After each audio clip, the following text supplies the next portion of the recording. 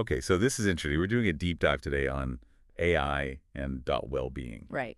It's funny, when I hear AI, I'm thinking like speed, efficiency, robots taking over the world, that kind of thing. It's true. Our minds kind of jump to those extremes. Yeah, not exactly like picturing meditation retreats and, Yeah. perfectly portioned meals, which is, I guess, what makes this so interesting. So you send over a bunch of articles on this. I did. What's the deal here? How can something like AI, which feels very cold and calculated, actually make us, well, feel better? Well, you're right. It's interesting how we think about AI as this kind of cold, almost oppositional force. Yeah.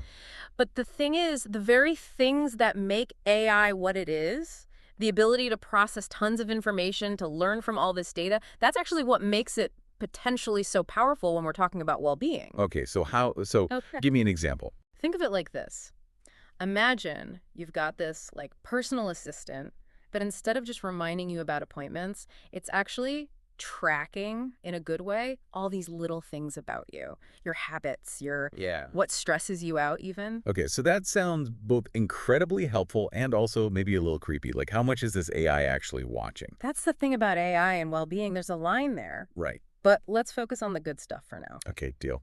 So you send over some articles about these therapy apps like Wobot and Wysa, right? Yeah, lots of interesting stuff happening in that space. But is it legit? Like, I just chat with a bot and poof, my problems are gone. It's not magic, but it's not as crazy as it sounds either. What these apps are doing, a lot of them, is using something called CBT, cognitive behavioral therapy. CBT, okay, I've heard of that. Basically, it's about recognizing those unhelpful thought patterns we get stuck in and then giving you tools to change them. And the cool thing is, for a lot of people, especially if it's like mild anxiety or feeling down, the AI apps can actually work. Yeah. There are actual studies on this. So you're saying it's not that everyone should just ditch their therapist and go download an app, but it's a start. It's definitely not about replacing therapists entirely. It's Right. more like, here's this really accessible entry point to mental health care, which, let's be honest, can be really hard to access. Oh, tell me about it. Finding a therapist, Yeah. scheduling, the Yeah. cost. It's a lot. It is, and that's where these apps can be honestly kind of revolutionary Mm-hmm. because they take away a lot of those barriers. There's one study that found that just using one of these AI therapy apps for 2 weeks, it significantly reduced anxiety symptoms for the people using it. 2 weeks, that's really fast. Did they say anything about what it was actually like, though, using the app? I mean, did people actually feel like it was helpful, or was it just like talking to, a really advanced chatbot? It's so interesting you asked that. A lot of users, that's what they reported. They actually felt heard, supported, even though they knew, logically, it's an AI. Huh. So is it like the AI is learning about you as you use it, like it gets more personalized? Absolutely. And that's the really exciting thing. It's not just a static thing. And you know what else is cool? For some people, it actually encouraged them to seek out help from a human therapist down the line. So it's like a bridge, almost. Yeah, and that's what I mean about breaking down barriers. That's pretty amazing. Hmm. So we've talked about the mental well-being side of things. How about the physical stuff? I mean, my smartwatch is always nagging me to get my steps in, but Yeah. can AI actually be more than just a nag? Can it really be a personal trainer? You'd be surprised. Really? Remember how we were talking about AI's ability to analyze data? Yeah. Think about all the stuff your smartwatch, your fitness tracker, it's collecting data constantly. Oh, it is. Your heart rate, when you're sleeping, even how many steps you take, like you said. Yeah. All of that is gold to an AI. So it's not just about telling me to move more. It's actually using that data to tailor the advice to me. Exactly. Some of these AI systems, they can even analyze things like your heart rate variability. Heart rate variability, what is that? Basically, it's measuring how much your heart rate changes from one beat to the next. Okay. And what's wild is those tiny changes, they can actually tell us a lot about your stress levels. So your fitness tracker, it might know you're stressed before you do. Okay, so that is both super impressive and also a little creepy. Right. Like my watch is reading my mind. Kind of, yeah. But I guess it makes sense, right? I mean, our bodies are giving us signals all the time. We're just not always great at listening to them. It's like AI can decode those signals for us, which I guess is the whole point, right? But this is where it gets really interesting to me. We've talked about mental well-being, the physical stuff. But what about things like mindfulness and meditation? Oh, yeah. Can AI really help us with something that's so, I don't know, human? That's the big question, isn't it? And it kind of gets at this heart of it all. Like, what can AI actually do versus what humans have to do. Because, you're right, mindfulness, that connection with yourself, it's complex. AI, as smart as it's getting, it's still a tool. Exactly. So how does that even work? Well, think about some of those apps you've probably seen ads for. Headspace, Calm. Yeah. They're already using AI. Really? Oh, yeah. Not to replace, like, meditation teachers or anything like that, but to personalize the experience, which, when you think about it, is kind of what a good teacher does, right? Yeah, I guess so.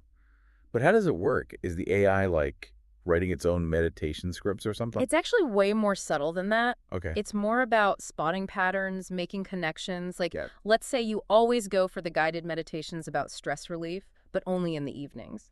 And you never Huh. pick the ones about gratitude in the morning. Okay, so it's tracking my procrastination, basically. Kind of.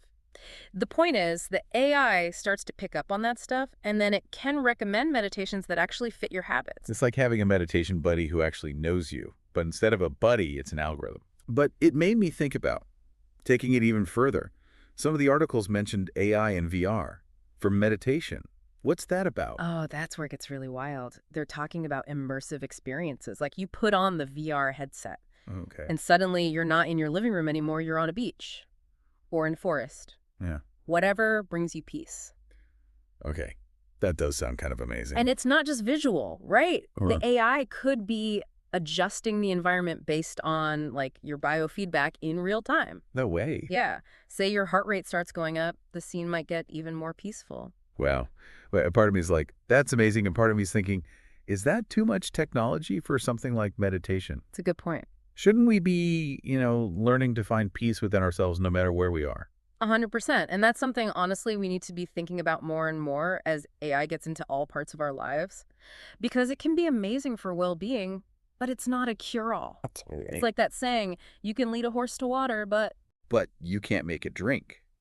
Or you can lead a person to a virtual meditation retreat, but you can't make them relax. exactly. It always comes back to us. Are we doing the work, even with all this cool tech helping us out? Okay, that's a good point. No.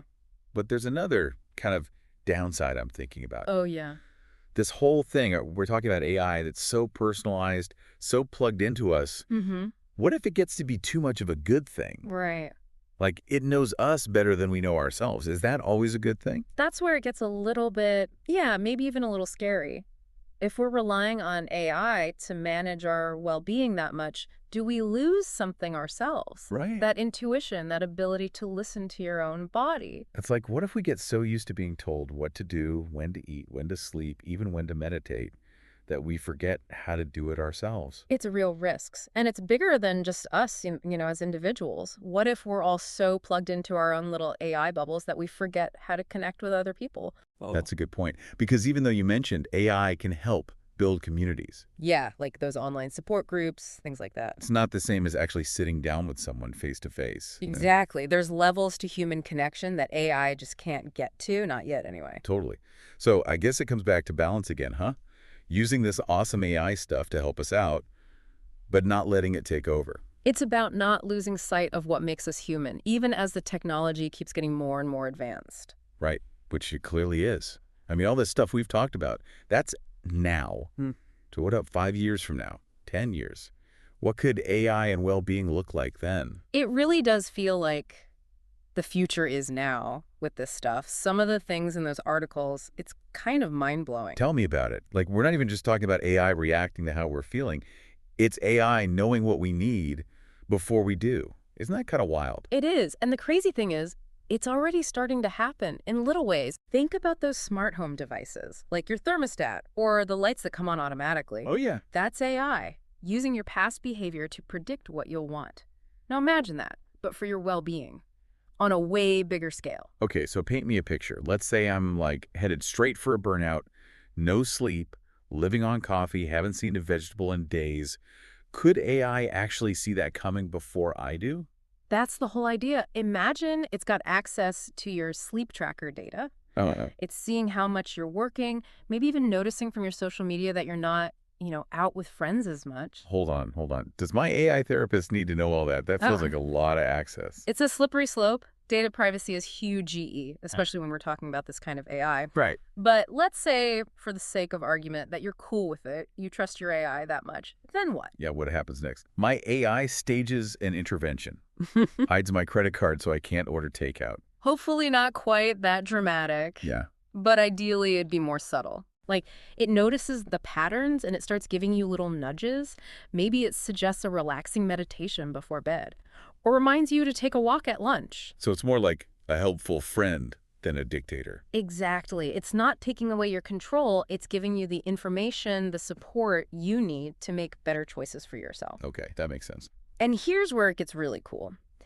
As AI gets better at this whole prediction thing, it could start connecting you with resources, even other people. Wait, really? Yeah. Like, imagine your AI knows you've been feeling kind of lonely lately. Okay. It could suggest you check out that hiking group you've been thinking about, or find a therapist who specializes in whatever, you're going through. It's like personalized matchmaking, but for your well-being. Exactly. The possibilities are kind of endless. That is both really exciting and also a little overwhelming when you think about it. Right. It all comes down to, like, how much are we willing to trust AI with that stuff, the really personal stuff? And that's the big question, isn't it? Are we ready for an AI-powered future for our well-being? Well, I think that's something for all of us to ponder, right? And on that note, I think that's a wrap on our deep dive today. We've covered a lot, from AI therapists in our pockets to meditation and virtual reality. We have. We've talked about the amazing potential, the what-ifs, all those big questions that come with AI getting so good at this stuff. And hopefully, all of you listening out there, you've learned some new stuff. Maybe you're thinking about AI and well-being a little differently now. So we'll leave you with this. Imagine you're designing the ultimate AI well-being companion. What would it do? What would make it amazing? Let us know. Find us on social media, all the usual places, and until next time, take care.